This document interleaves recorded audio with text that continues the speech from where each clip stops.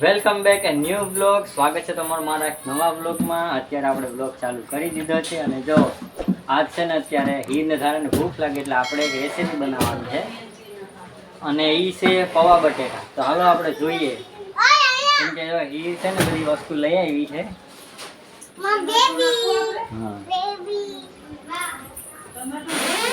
જો અહીંયા છે ને રેસીપીની તૈયાર થઈ. જો પૌવા આવી ગયા છે. કાંઈ હીર જો હીર બજારમાં જઈને પૌવા લઈ આવી અને અહીંયા જો બટેટા સુધારવાની કામગીરી ચાલુ થઈ ગઈ. હીર હમણાં ગઈ હતી ને તે પૌવા લઈ આવી. કેમ કે ધારાને ભૂખ લાગી ગઈ ને એટલે તમે પૌવા બટેટાની રેસીપી બને છો. કાં ધારા ઉપમા એમ હવે એક દી ઉપમા બનાવવાના છે. કાં એ પણ તમને બ્લોગ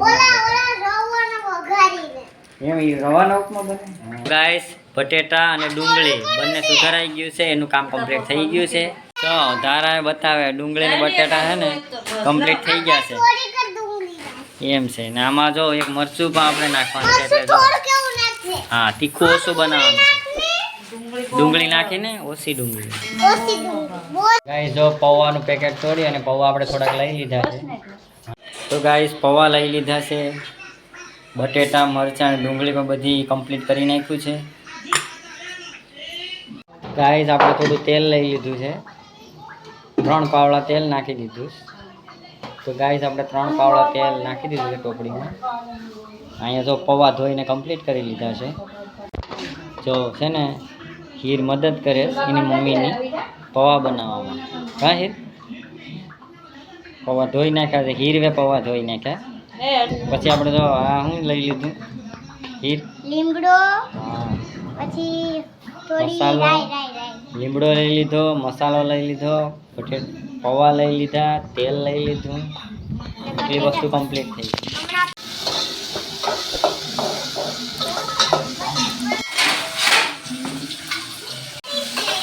હે હા જો ધારા કઈ ખીએ છે. હું ધારા હું બટેટા હજી રેડી ને જ છે. હજી તો પૌવા હે ને બટેટા નાખવાના છે. બટેટા તો એડ થઈ ગયા, પૌવા હજી નાખવાના પછી હે હા ધારાની ફેવરેટ રેસીપી છે આ છે ને. ધારાને બહુ ભાવે ને. હે હું બીજું હા જો ધારાને ઉપમા એટલી ખવડાવવાના છે. થોડું આપણે મીઠું એડ કરી દઈએ કા ટેસ્ટ પ્રમાણે. તો હવે સુગંધ આવ્યો હીરને કા. પછી આપણે તો પૌવા પણ એડ કરી દીધા છે અને જો હીરની ખુશી હવે સમાતી નથી, કેમ કે પૌવા બટેટા કમ્પ્લીટ થઈ ગયા છે. તો ગાઈસ પૌવા બટેટા રેડી થઈને આવી ગયા છે અને જો તમને બતાવું હીરને ધારા બેસી ગયા છે ખાવા માટે. ધારા તો ખાવાનું ચાલુ કરી દીધું.